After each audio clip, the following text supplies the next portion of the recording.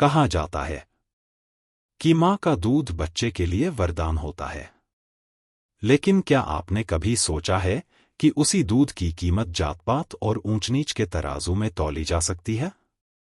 आज मेरी बात सुनो, हम डूबेंगे प्रेमचंद की संवेदनाओं के समंदर में और जानेंगे मंगल की व्यथा, जिसने अपनी माँ की ममता को समाज की कुरीतियों की भेंट चढ़ते देखा। एक ऐसी कहानी जो आपकी आंखों में आंसू और मन में गहरे सवाल छोड़ जाएगी। पेश है दूध का दाम। दूध का दाम। अब बड़े बड़े शहरों में दाइया, नसें और लेडी डॉक्टर सभी पैदा हो गई हैं, लेकिन देहातों में जच्चे खानों पर अभी तक भगिनों का ही प्रभुत्व है और निकट भविष्य में इसमें कोई तब्दीली होने की आशा नहीं। बाबू महेशनाथ अपने गांव के जमींदार थे, शिक्षित थे और जच्चे खानों में सुधार की आवश्यकता को मानते थे। इसमें जो बाधाएं थीं, उन पर कैसे विजय पाते? कोई नर्स देहात में जाने पर राजी न हुई और बहुत कहने सुनने से राजी भी हुई, तो इतनी लंबी चौड़ी फीस मांगी कि बाबू साहब को सिर झुकाकर चले आने के सिवा और कुछ न सूझा। लेडी डॉक्टर के पास जाने की उन्हें हिम्मत न पड़ी। उसकी फीस पूरी करने के लिए तो शायद बाबू साहब को अपनी आधी जायदाद बेचनी पड़ती। इसलिए जब 3 कन्याओं के बाद वह चौथा लड़का पैदा हुआ, तो फिर वही गूदड़ था और वही गूदड़ की बहू। बच्चे अक्सर रात ही को पैदा होते हैं। एक दिन आधी रात को चपरासी ने गूदड़ के द्वार पर ऐसी हाक लगाई कि पास पड़ोस में भी जाग पड़ गई। लड़की न थी कि मरी आवाज से पुकारता। गूदड़ के घर में इस शुभ अवसर के लिए महीनों से तैयारी हो रही थी। भय था तो यही कि फिर बेटी न हो जाए, नहीं तो वही बंधा हुआ 1 रुपया और 1 साड़ी मिलकर रह जाएगी। इस विषय में स्त्री पुरुष में कितनी ही बार झगड़ा हो चुका था, शर्त लग चुकी थी। स्त्री कहती थी अगर अब की बेटा न हो तो मुंह न दिखाओ, हाहा मुंह न दिखाओ, सारे लक्षण बेटे के हैं। और गूदड़ कहता था देख लेना बेटी होगी, बेटा निकले तो मूंछे मुड़ा लूं, हाहा मूंछे मुंडा लूं। मूंगी बोली अब मूंछ मुंडा ले, कहती थी बेटा होगा। सुनता ही न था, अपनी ही रट लगाए जाता था। मैं आज तेरी मूंछे मूहूंगी लूं, खूंटी तक तो रखूंगी ही नहीं। गूदड़ ने कहा अच्छा मूड़ लेना भली मानस, मूंछे क्या फिर निकलेंगी ही नहीं। तीसरे दिन फिर ज्यों की त्यों होंगी, मगर जो कुछ मिलेगा उसमें से आधा रख लूंगा, कहे देता हूं। मूंगी ने अंगूठा दिखाया और अपने 3 महीने के बालक को फूहड़ के सुपुर्द कर सिपाही के साथ चल खड़ी हुई।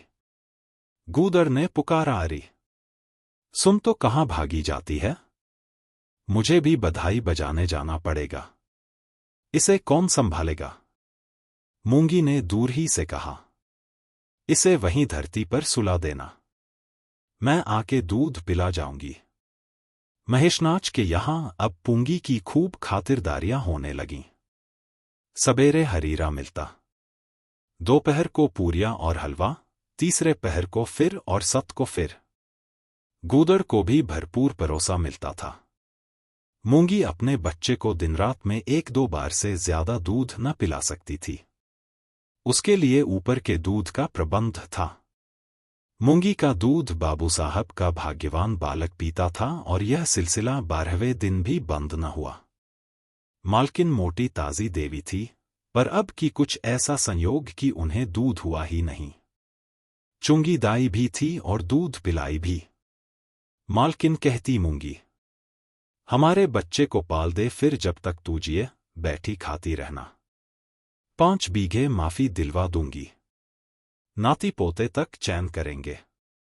और मूंगी का लाडला ऊपर का दूध हजम न कर पाता और बार बार उल्टी करता और दिन दिन दुबला होता जाता था। मूंगी कहती भूजी मुंडन में चूड़े लूंगी, कहे देती हूं।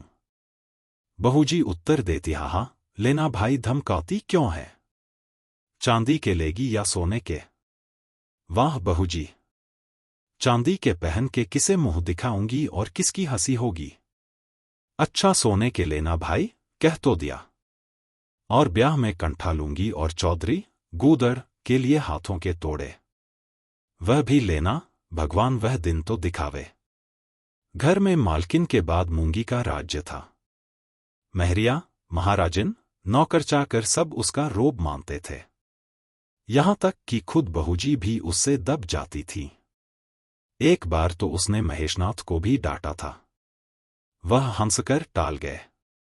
बात चली थी भंगियों की और महेशनाथ ने कहा था दुनिया में और चाहे जो कुछ हो जाए, भंगी भंगी ही रहेंगे। इन्हें आदमी बनाना कठिन है। इस पर पूंगी ने कहा था, मालिक, भंगी तो बड़ों बड़ों को आदमी बनाते हैं, उन्हें कोई क्या आदमी बनाए। यह गुस्ताखी करके किसी दूसरे अवसर पर भला मूंगी के सिर के बाल बच सकते थे। लेकिन आज बाबू साहब ठठाकर हंसे और बोले, भूगी बात बड़े पते की कहती है। चुंगी का शासनकाल साल भर से आगे न चल सका। देवताओं ने बालक के भगिन का दूध पीने पर आपत्ति की। मोटेराम शास्त्री तो प्रायश्चित का प्रस्ताव कर बैठे। दूध तो छुड़ा दिया गया, लेकिन प्रायश्चित की बात हंसी में उड़ गई। महेशनाथ ने फटकार कर कहा, प्रायश्चित की खूब कही शास्त्री जी, कल तक उसी भगिन का खून पीकर पला, अब उसमें छूत घुस गई।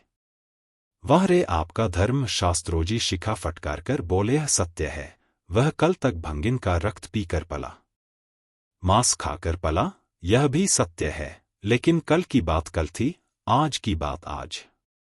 जगन्नाथपुरी में छूत छूत सब एक पंगत में खाते हैं, पर यहां तो नहीं खा सकते। बीमारी में तो हम भी कपड़े पहने खा लेते हैं, खिचड़ी तक खा लेते हैं बाबूजी, लेकिन अच्छे हो जाने पर तो नेम का पालन करना ही पड़ता है। आपद धर्म की बात न्यारी है, तो इसका यह अर्थ है कि धर्म बदलता रहता है, भी कुछ कभी कुछ। और क्या, राजा का धर्म अलग, प्रजा का धर्म अलग, अमीर का धर्म अलग, गरीब का धर्म अलग। राजे महाराजे जो चाहे खाए, जिसके साथ चाहे खाए, जिसके साथ चाहे शादी ब्याह करें, उनके लिए कोई बंधन नहीं। समर्थ पुरुष है, बंधन तो मध्य वालों के लिए है। प्रायश्चित तो न हुआ, लेकिन चुंगी को गद्दी से उतरना पड़ा। हां, दान दक्षिणा इतनी मिली कि वह अकेले ले न जा सकी और सोने के चूड़े भी मिले। एक की जगह दो नई सुंदर साड़ियां, मामूली नहीं, जैसी लड़कियों की बार मिली थी। इसी साल प्लेग ने जोर बांधा और गूदर चपेट में आ गया। मूंगी अकेली रह गई, पर गृहस्थी ज्यों की त्यों चलती रही। 5 साल बीत गए और उसका बालक मंगल दुर्बल और सदा रोगी रहने पर भी दौड़ने लगा। सुरेश के सामने पिद्दी सा लगता था। एक दिन मूंगी महेशनाथ के घर का परनाला साफ कर रही थी। महीनों से गलीज जमा हो रहा था। आंगन में पानी भरा रहने लगा। परनाले में एक लंबा मोटा बांस डालकर जोर से हिला रही थी।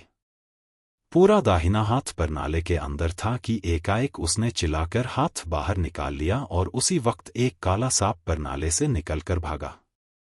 लोगों ने दौड़कर उसे मार तो डाला, लेकिन मूंगी को बचा न सके। लोग समझे पानी का सांप है, विषैला न होगा, इसलिए पहले कुछ गफलत की गई। जब विष देह में फैल गया और लहरें आने लगीं, तब पता चला कि वह पानी का सांप नहीं, गेहूवन था। मंगल अब अनाथ था। दिन भर महेश बाबू के द्वार पर मंडराया करता। घर में जूठन इतना बचता था कि ऐसे ऐसे 10-5 बालक पल सकते थे। खाने की कोई कमी न थी। हां, उसे तब बुरा जरूर लगता था जब मिट्टी के कसूरों में उसे ऊपर से खाना दिया जाता था। सब लोग अच्छे अच्छे बर्तनों में खाते हैं, उसके लिए मिट्टी के कसूरे। यों उसे इस भेदभाव का बिल्कुल ज्ञान न होता था। लेकिन गांव के लड़के चिढ़ा चिढ़ाकर उसका अपमान करते रहते थे। कोई उसे अपने साथ खेलाता भी न था। यहां तक कि जिस टाट पर वह सोता था, वह भी अछूत था। मकान के सामने एक नीम का पेड़ था। इसी के नीचे मंगल का डेरा था। एक फटा सा टाट का टुकड़ा, 2 मिट्टी के कसोरे और एक धोती जो सुरेश बाबू की उतारन थी। जाड़ा गर्मी बरसात हर एक मौसम में वह जगह एक सी आरामदेह थी। और भाग्य का बली मंगल झुलसाती हुई लू, गलते हुए जाड़े और मूसलाधार वर्षा में जिंदा और पहले से कहीं स्वस्थ था। बस उसका कोई अपना था तो गांव का एक कुत्ता जो अपने सहकर्मियों के जुल्म से दुखी होकर मंगल की शरण आ पड़ा था। दोनों एक ही खाना खाते, एक ही टाट पर सोते। तबीयत भी दोनों की एक सी थी और दोनों एक दूसरे के स्वभाव को जान गए थे। कभी आपस में झगड़ा न होता। गांव के धर्मात्मा लोग बाबू साहब की इस उदारता पर आश्चर्य करते। ठीक द्वार के सामने 50 हाथ भी न होगा मंगल का पड़ा रहना उन्हें 16 आने धर्म विरुद्ध जान पड़ता। छे, यही हाल रहा तो थोड़े ही दिनों में धर्म का अंत ही समझो। भंगी को भी भगवान ने ही रचा है, यह हम भी जानते हैं। उसके साथ हमें किसी तरह का अन्याय न करना चाहिए, यह किसे नहीं मालूम। भगवान का तो नाम ही पतित पावन है, लेकिन समाज की मर्यादा भी कोई वस्तु है। उस द्वार पर जाते हुए संकोच होता है। गांव के मालिक हैं, जाना तो पड़ता है, लेकिन बस यही समझ लो कि घृणा होती है। मंगल और टामी में गहरी बनती थी। मंगल कहता, देखो भाई टामी जरा और खिसक कर सो। आखिर मैं कहाँ ले दूं? सारा टाट तो तुमने घेर लिया। टामी कूकू करता, दुम हिलाता और खिसक जाने के बदले और ऊपर चढ़ आता एवं मंगल का मुंह चाटने लगता। शाम को वह एक बार रोज अपना घर देखने और थोड़ी देर सोने जाता। पहले साल फूस का छप्पर गिर पड़ा, दूसरे साल एक दीवार गिरी और अब केवल आधी आधी दीवारें खड़ी थीं। यही उसे स्नेह की संपत्ति मिली थी। वही स्मृति, वही आकर्षण, वही प्यार उसे एक बार उस उजाड़ में खींच ले जाती थी। और टामी सदैव उसके साथ होता था। मंगल दीवार पर बैठ जाता और जीवन के बीते और आने वाले स्वप्न देखने लगता।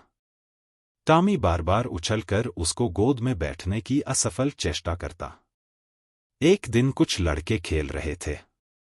मंगल भी वहां जाकर दूर खड़ा हो गया। या तो सुरेश को उस पर दया आई या खेलने वालों की जोड़ी पूरी न पड़ती थी। कह नहीं सकते। जो कुछ भी हो, फैसला हुआ कि आज मंगल को भी खेल में शरीक कर लिया जाए। यहां कौन देखने आता है? क्यों मंगल खेलेगा? मंगल बोला, ना भैया, कहीं मालिक देख ले तो मेरी चमड़ी उधेड़ दी जाएगी। तुम्हें क्या, तुम तो अलग हो जाओगे। सुरेश ने कहा, तो यहां कौन आता है देखने बे? चल हम लोग सवार सवार खेलेंगे। तू घोड़ा बनेगा, हम लोग तेरे ऊपर सवारी करके दौड़ाएंगे। मंगल ने शंका प्रकट की, मैं बराबर घोड़ा ही बना रहूंगा कि सवारी भी करूंगा?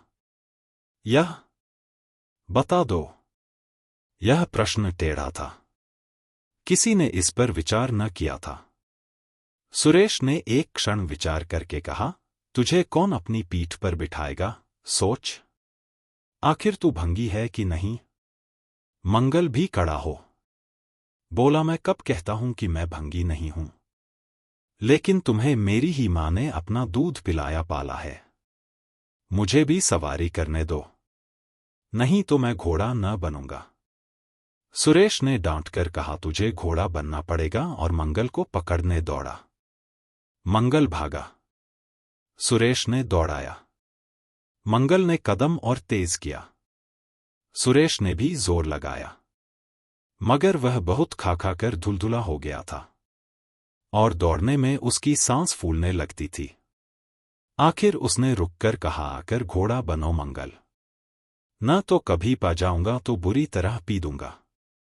तुम्हें भी घोड़ा बनना पड़ेगा। अच्छा, हम भी बन जाएंगे, तुम पीछे से निकल जाओगे। पहले तुम घोड़ा बन जाओ, मैं सवारी कर लूं, फिर मैं बनूंगा। सुरेश ने सचमुच चकमा देना चाहा था। मंगल की बात साथियों से बोला, देखो इसकी बदमाशी भंगी है न। तीनों ने मंगल को घेर लिया और जबरदस्ती घोड़ा बना दिया। सुरेश ने चटपट उसकी पीठ पर आसन जमा लिया और टिक टिक करके बोला, चल घोड़े चल। मंगल कुछ देर तक तो चला, लेकिन उस बोझ से उसकी कमर टूटी जाती थी। उसने धीरे से पीठ सिकोड़ी और सुरेश की रान के नीचे से सरक गया। सुरेश महोदय लद से गिर पड़े और भोंपू बजाने लगे। मां ने सुना, सुरेश कहीं रो रहा है। सुरेश कहीं रोए तो तेज कानों में जरूर भनक पड़ जाती थी, और उसका रोना भी बिल्कुल निराला होता था, जैसे छोटी लाइन के इंजन की आवाज। महरी से बोली, देख तो सुरेश कहीं रो रहा है, पूछ तो किसने मारा है। इतने में सुरेश खुद आंख मलता हुआ आया। उसे जब रोने का अवसर मिलता था तो मां के पास फरियाद लेकर जरूर आता था। मां मिठाई या मेवे देकर आंसू पोंछ देती थी। आप थे तो 8 साल के, मगर थे बिल्कुल गावदी। हद से ज्यादा प्यार ने उसकी बुद्धि के साथ वही किया था जो हद से ज्यादा भोजन ने उसकी देह के साथ। मां ने पूछा, क्यों रोता है सुरेश, किसने मारा? सुरेश ने रोकर कहा, मंगल ने छू दिया। मां को विश्वास न आया। मंगल इतना निरीह था कि उससे किसी शरारत की शंका न होती थी, लेकिन जब सुरेश कस्में खाने लगा तो विश्वास करना स्वाभाविक था। मंगल को बुलाकर डांटा, क्यों रे मंगल, अब तुझे बदमाशी सूझने लगी। मैंने तुझसे कहा था सुरेश को कभी मत छूना, याद है कि नहीं, बोल। मंगल ने दबी आवाज में कहा, याद क्यों नहीं है? तो फिर तूने उसे क्यों छुआ? मैंने नहीं छुआ। तूने नहीं छुआ? तो वह रोता क्यों था? गिर पड़े, इससे रोने लगे। चोरी और सीना जोरी। देवी जी दांत पीसकर रह गई। मारती तो उसी दम स्नान करना पड़ता। छड़ी तो हाथ में लेनी ही पड़ती और छूत का विद्युत प्रवाह इस छड़ी से उनकी देह में पैवस्त हो जाता। इसीलिए जहां तक गालियां दे सकी दी और हुक्म की, अभी अभी यहां से निकल जा। फिर जो इस द्वार पर तेरी सूरत नजर आई तो खून ही पी जाऊंगी। मुफ्त की रोटियां खा खाकर शरारत सूझती है। मंगल में गैरत तो क्या थी? हां, डर था। चुपके से टाट का टुकड़ा बराल में दबाया, धोती कंधे पर रखी और रोता हुआ वहां से चल पड़ा। क्या हर्ज है? इस तरह जीने का फायदा ही क्या? गांव में उसका और कहां ठिकाना था? भंगी को कौन पनाह देता? उसी खंडहर की ओर चला जहां भले दिनों स्मृतियां उसके आंसू पोंछ सकती थी, और खूब फूट फूट कर रोया। उसी क्षण टामी भी उसे ढूंढता हुआ पहुंचा, और दोनों फिर अपनी व्यथा भूल गए। लेकिन ज्यों-ज्यों दिन का प्रकाश क्षीण होता, मंगल की ग्लानि भी क्षीण होती थी। बचपन को बेचैन करने वाली भूख देह का रक्त पी पी कर और भी बलवान होती थी। कहां अब तक सुरेश की जूठी मिठाइयां मिल गई होती। यहां क्या धूल फाके? उसने टामी से सलाह की, खाओगे क्या टामी? मैं तो भूखा लेटा रहूंगा। टामी ने हू करके शायद कहा, इस तरह का अपमान तो जिंदगी भर सहना है। यों हिम्मत हारोगे तो कैसे काम चलेगा? मुझे देखो ना, कभी किसी ने डंडा मारा? चिल्ला उठा। फिर जरा देर बाद दुम हिलाता हुआ उसके पास जा पहुंचा। हम तुम दोनों इसीलिए बने हैं भाई। मंगल ने कहा, तो तुम जाओ, जो कुछ मिले खा लो, मेरी परवाह न करो। टामी ने अपनी भाषा में कहा, अकेला नहीं जाता, तुम्हें साथ लेकर चलूंगा। मैं नहीं जाता। भूखे मर जाओगे तो क्या तुम जीते रहोगे? मेरा कौन बैठा है जो रोएगा? एक क्षण के बाद भूख ने एक दूसरी युक्ति सोच निकाली। मालकिन हमें खोज रही होंगी क्या टामी? और क्या? बाबूजी और सुरेश खा चुके होंगे। कहार उनकी थाली से जूठन निकालकर हमें पुकार रहा होगा।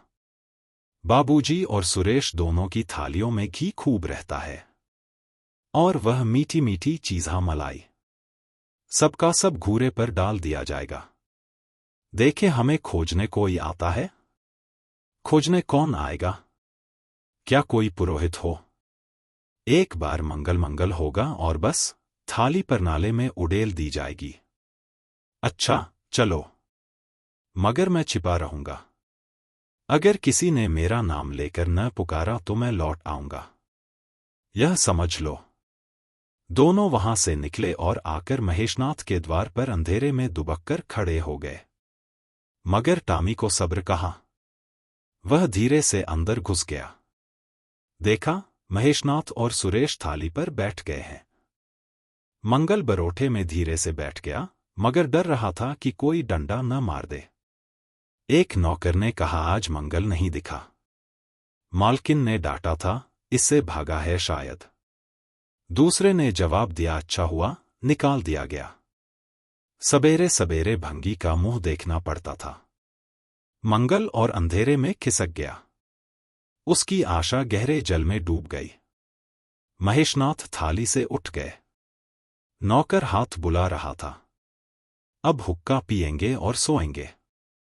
सुरेश अपनी मां के पास बैठा कोई कहानी सुनता सुनता सो जाएगा। गरीब मंगल की किसे चिंता। इतनी देर हो गई, किसी ने भूल से भी न पुकारा। कुछ देर तक वह निराश सा खड़ा रहा, फिर एक लंबी सांस खींचकर जाना ही चाहता था कि कहार पत्तल में थाली का जूठन ले जाता नजर आया।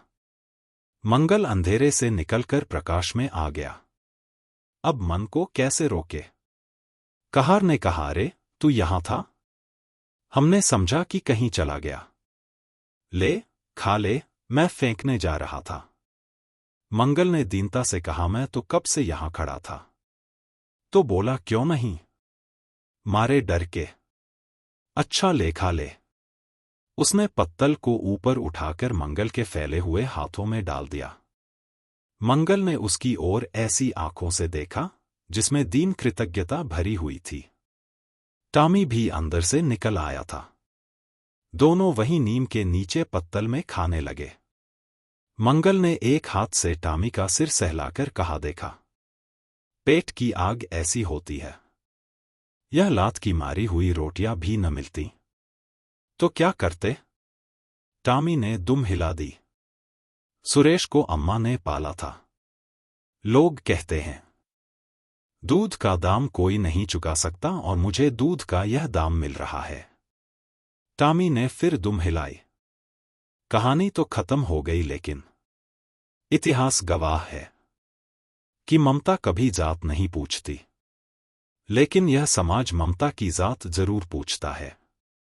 मंगल की आंखों के आंसू और उस जूठी रोटी का टुकड़ा हमें यह सोचने पर मजबूर करता है कि इंसानियत बड़ी है या वह रस्में जिन्हें हमने खुद बनाया है। शायद मां के दूध का कोई दाम नहीं होता, और अगर होता भी है तो वह तिरस्कार तो बिल्कुल नहीं होना चाहिए। मेरी बात सुनो पर मुंशी प्रेमचंद की यह कालजयी रचना अगर आपके दिल को छू गई हो तो इसे अपनों के साथ साझा जरूर करें। याद रखिए, जब तक हम अपनी सोच नहीं बदलेंगे, कई मंगल इसी तरह कूड़े के ढेरों पर अपना हक तलाशते रहेंगे। धन्यवाद।